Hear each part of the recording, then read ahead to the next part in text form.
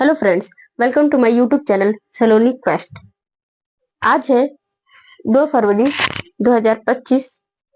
2025 से जितने भी इम्पोर्टेंट करंट अफेयर्स बनते हैं उन्हें हम आज इस वीडियो में डिस्कस करने वाले हैं। एंड उनसे इम्पोर्टेंट रिलेटेड जो भी इम्पोर्टेंट फैक्ट बनते हैं वो भी हम इस वीडियो में डिस्कस करते हैं। चलिए स्टार्ट करते हैं। हमारा पहला क्वेश्चन है, हाल ही में कहाँ देश का पहला जैविक मत्स्य केंद्र शुरू किया गया है? हाल ही में कहाँ देश का पहला जैविक मत्स्य केंद्र शुरू किया गया है? Where has the country's first organic fisheries center been started recently? Jharkhand, Meghalaya, Uttarakhand, Sikkim. Sikkim में देश का पहला जैविक मत्स्य केंद्र शुरू किया गया है। झारखंड की राजधानी रांची है, मेघालय की शिलोंग, उत्तराखंड देहरादून, गैरसैंण, सिक्किम गंगटोक। सिक्किम की राजधानी गंगटोक है। झारखंड में छऊ, सरहुल ये सब मनाए जाते हैं, त्योहार उत्सव मनाए जाते हैं। मेघालय में खासी जयंतिया पहाड़ियां हैं। मेघालय में उत्तराखंड अभी समान नागरिक संहिता लागू की गई है जो आर्टिकल 44 मतलब 44 के अंतर्गत आती है। सिक्किम हमारा देश का 22वां राज्य है। सिक्किम 1975 को 22वां राज्य बनाया गया था भारत में। 22वां राज्य बनाया गया था। उत्तराखंड तो उत्तर प्रदेश से अलग होकर 2000 में उत्तराखंड बना था और 2014 में तेलंगाना अलग होकर बना था। आंध्र प्रदेश से अलग होकर तेलंगाना बना था 2 तारीख को, 2 जून 2014 को। 2000 को झारखंड भी अलग हुआ था बिहार से। मध्य प्रदेश से छत्तीसगढ़ अलग हुआ था।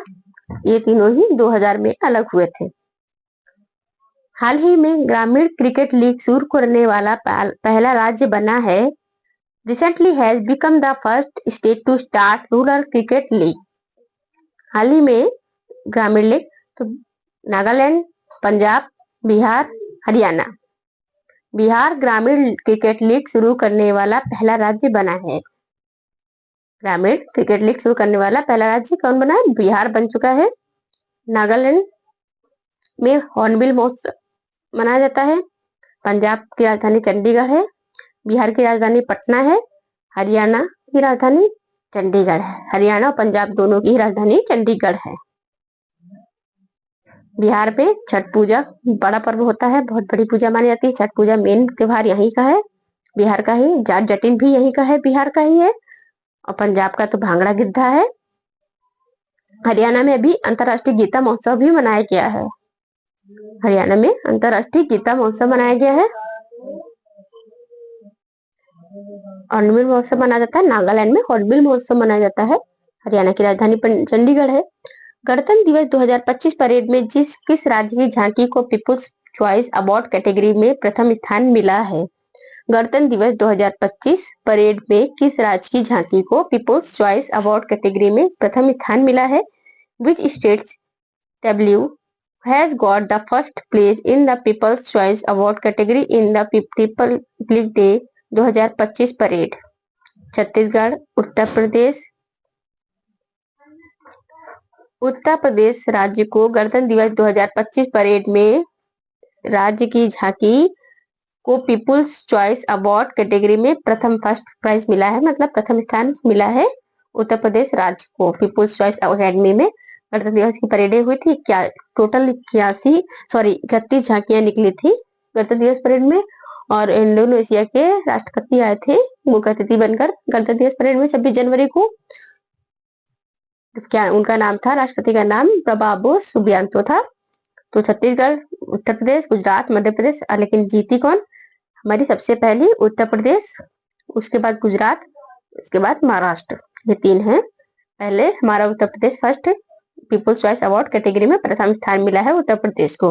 गुजरात की राजधानी गांधीनगर है। उत्तर प्रदेश की राजधानी लखनऊ है। छत्तीसगढ़ की राजधानी रायपुर है। मध्य प्रदेश की राजधानी भोपाल है। मध्य प्रदेश की राजधानी भोपाल है।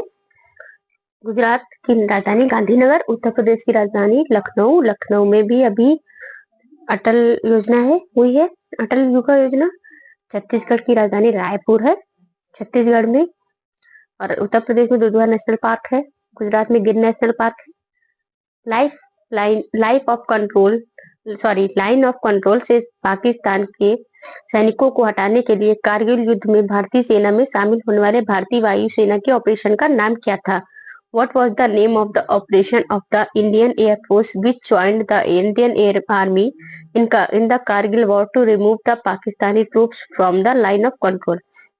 लाइन ऑफ कंट्रोल से पाकिस्तान के सैनिकों को हटाने के लिए कारगिल युद्ध में भारतीय सेना ने शामिल होने वाले भारतीय वायुसेना के ऑपरेशन का नाम क्या रखा था? ऑपरेशन का नाम रखा था ऑपरेशन विजय, ऑपरेशन गंगा, ऑपरेशन शक्ति, इस तरह से नाम है। तो ऑपरेशन विजय, ऑपरेशन सफेद सागर, ऑपरेशन जय। ऑपरेशन सफेद सागर जो है वो नाम रखा था पाकिस्तानियों को हटाने के लिए जब कहां पर कारगिल युद्ध हुआ था। कारगिल युद्ध में करने के लिए कारगिल 1999 में कारगिल युद्ध हुआ था, तो ऑपरेशन सफेद सागर किया गया था। कारगिल युद्ध में पाकिस्तानियों के हटाने के लिए हमारी भारतीय सेना ने क्या किया था? ऑपरेशन सफेद सागर किया था पाकिस्तानियों को हटाने के लिए। पश्चिमी राजस्थान में रेत के टीलों के निर्माण के लिए निम्नलिखित में कौन सी प्रक्रिया उत्तरदायी है? पश्चिम राजस्थान में रेत के टीलों से निर्माण होता है क्योंकि वहां पर ज्यादातर पहाड़ी इलाका है, मतलब वहां पर अरावली पर्वत श्रेणी राजस्थान में ही है। और गुरु शिखर भी अरावली पर्वत श्रेणी की सबसे ऊंची चोटी है, वहीं पर जैन मंदिर भी है। पश्चिमी राजस्थान के में रेत के टीलों के निर्माण के लिए निम्नलिखित में कौन सी प्रक्रिया उत्तरदायी है? Which of the following processes is responsible for producing the sand dunes in western Rajasthan? पवन से क्षरण, पानी से क्षरण, पवन निक्षेपण। Erosion by wind, erosion by water, wind deposition, यांत्रिक अपक्षय, मैकेनिकल वॉटरिंग। तो पवन निक्षेपण जो है क्या था? पवन निक्षेपण से जो पश्चिमी राजस्थान में रेत के टीले निर्माण होते हैं, किससे? पवन निक्षेपण से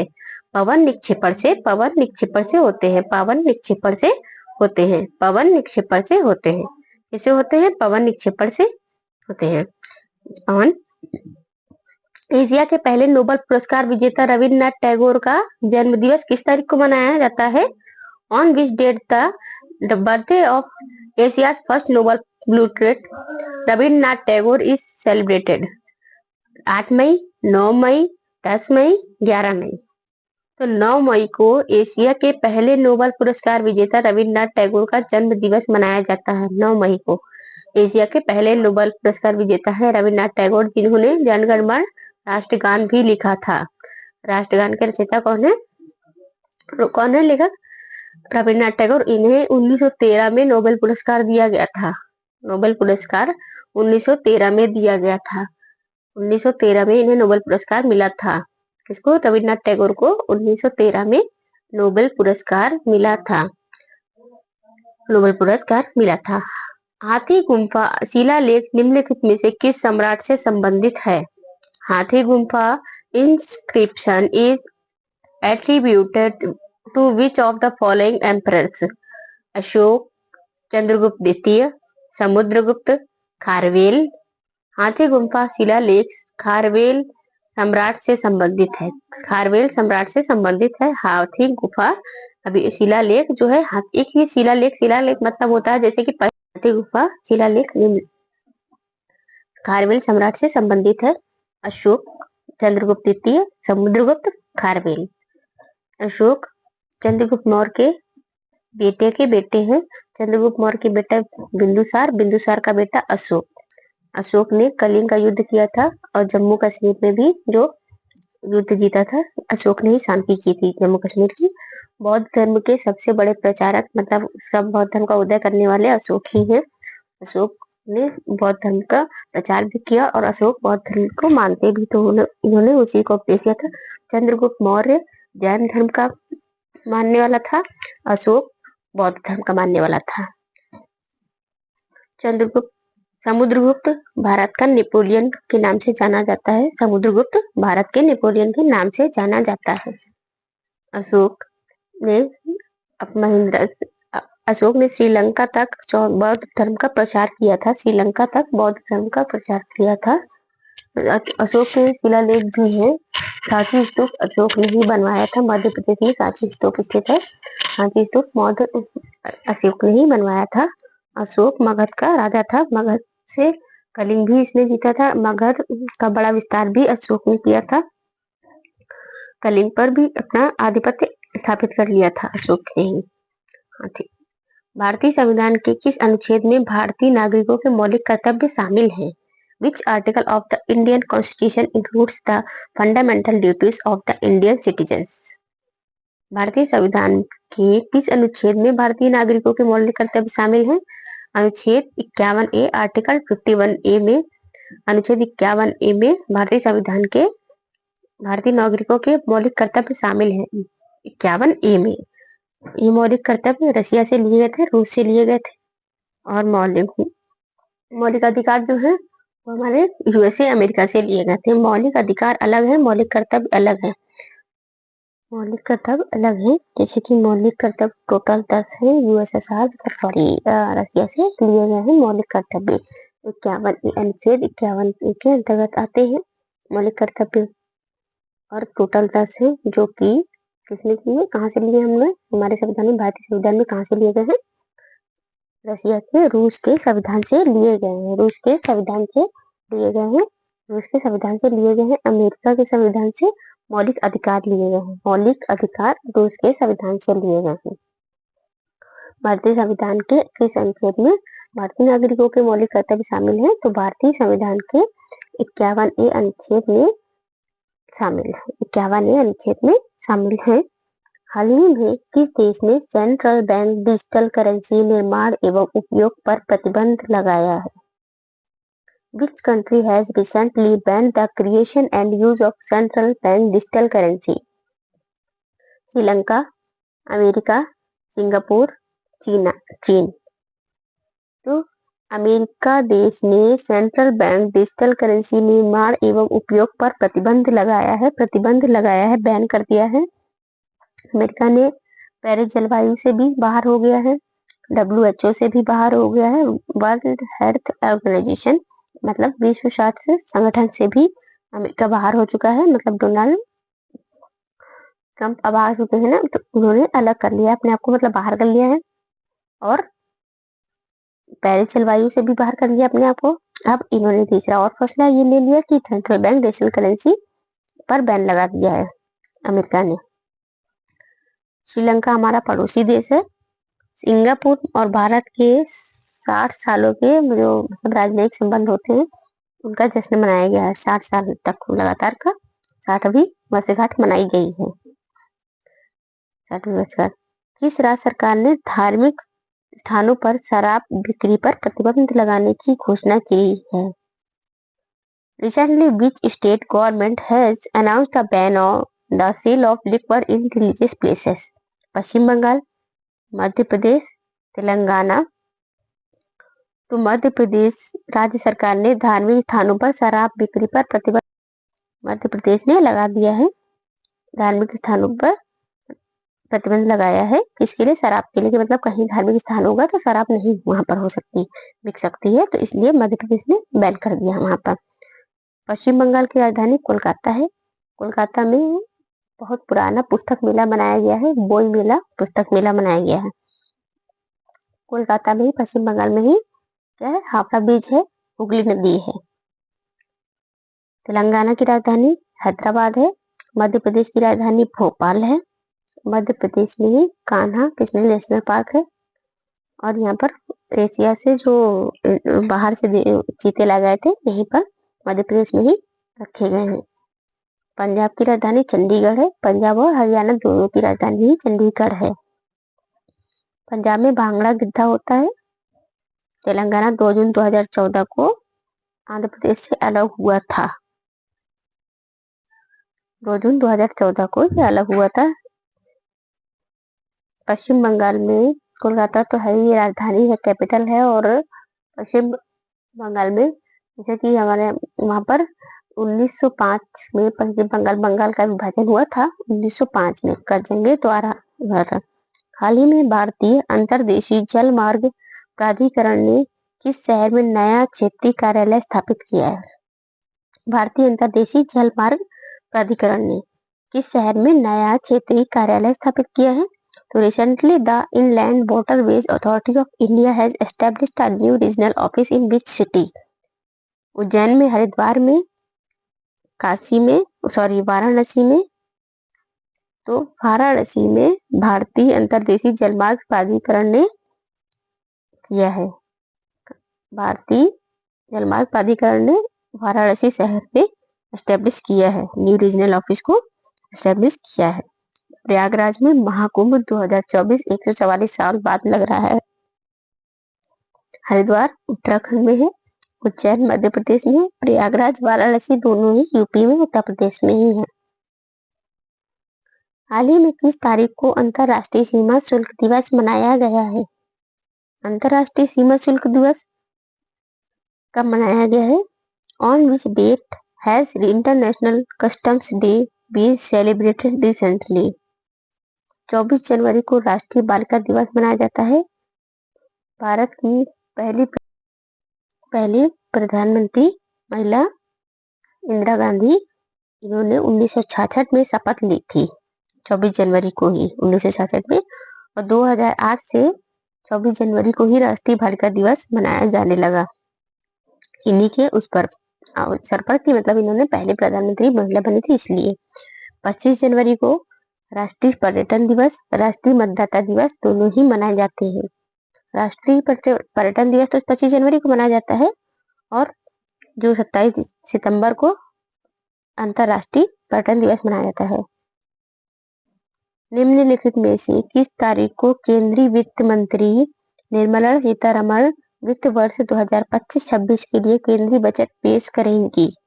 on which date will union finance minister Nirmala Sitharaman present the union budget for the financial year 2025-26? 1 फरवरी, 1 मार्च, 31 मार्च, 1 अप्रैल। तो 1 फरवरी 1 तारीख को केंद्रीय वित्त मंत्री हैं ये निर्मला सीतारमण, अभी प्रेजेंट में केंद्रीय वित्त मंत्री हैं। तो निर्मला सीतारमण वित्त वर्ष 2025-26 के लिए बजट पेश करेंगी 1 फरवरी को। 1 फरवरी को बजट पेश करेंगी। ऑन विच 1 फरवरी को बजट पेश करेंगे निर्मला सीतारमण जी। पूरा बजट, इससे क्या होता है, बजट क्या होता है? बजट मतलब एक तरीके से जैसे हमारा घरेलू बजट होता है, हमारे घर में जब हम अर्निंग करते हैं तो हम बजट बना के चलते हैं कि हमें साल मतलब महीने भर में कैसे काम, महीने भर में सैलरी मिलती है, कोई जॉब करता है तो महीने भर में सैलरी, तो महीने भर में की सैलरी है तो घर का खर्चा कैसे चलाना है, या उसमें से सारा बजट बना के चलते हैं कि हर चीज का हिसाब रखते हैं। उसी तरह ये हमारे इंडिया का बजट होता है, इंडिया में जो भी होता है उसका बजट होता है। हाल ही में संयुक्त अरब अमीरात यूएई ने किस वर्ष को समुदाय का वर्ष घोषित किया है? Recently, which year has the United Arab Emirates UAE declared as the year of community? वर्ष 2024, वर्ष 2025, वर्ष 2028, वर्ष 2030। तो वर्ष 2025 को संयुक्त अरब अमीरात यूएई ने समुदाय का वर्ष घोषित किया है, ईयर ऑफ कम्युनिटी डिक्लेयर कर दिया है। यूएई एक एशिया का ही देश है, यूएई संयुक्त अरब अमीरात, यहीं पर बुर्ज खलीफा है, और इसी के अंदर एक शहर है दुबई जिसमें बुर्ज खलीफा है।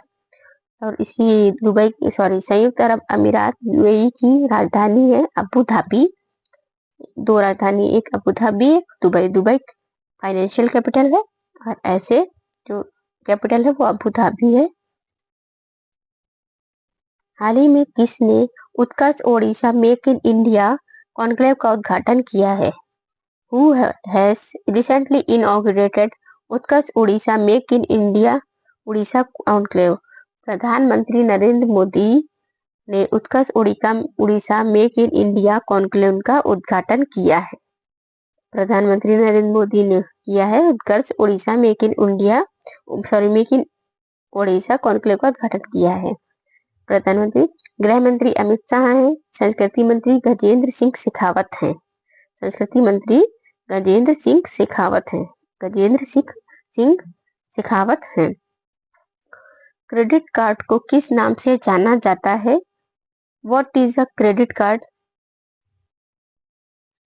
commonly known as plastic money, easy money, real money, hard money।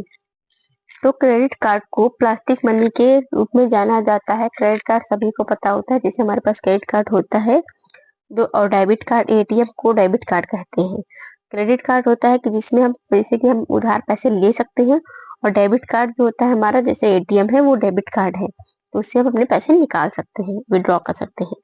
Easy money, real money, hard money. तो प्लास्टिक मनी वो प्लास्टिक का ही होता है जो कार्ड होता है। क्रेडिट कार्ड को प्लास्टिक मनी के नाम से जाना जाता है, प्लास्टिक मनी के नाम से जाना जाता है। प्लास्टिक मनी, क्रेडिट कार्ड को प्लास्टिक मनी के नाम से, ये तरल संपत्ति भी होती है, प्लास्टिक मनी के नाम से जानता है। ये गाइस, आपको ये वीडियो कैसा लगा? अगर वीडियो अच्छा लगा हो तो प्लीज कमेंट बॉक्स में कमेंट करके जरूर बताइएगा। एंड अगर क्वेश्चन से रिलेटेड कोई भी डाउट्स हैं तो उन्हें क्लियर करने के लिए कमेंट बॉक्स में कमेंट करिए। Thank you for the watching. अगर आपने हमारे चैनल को अभी तक सब्सक्राइब नहीं किया है तो सब्सक्राइब कर लीजिए एंड बेल आइकन को ऑन कर लीजिए, जिससे कि आगे के और वीडियोस की नोटिफिकेशन आपको मिलते रहे। Thank you for the watching.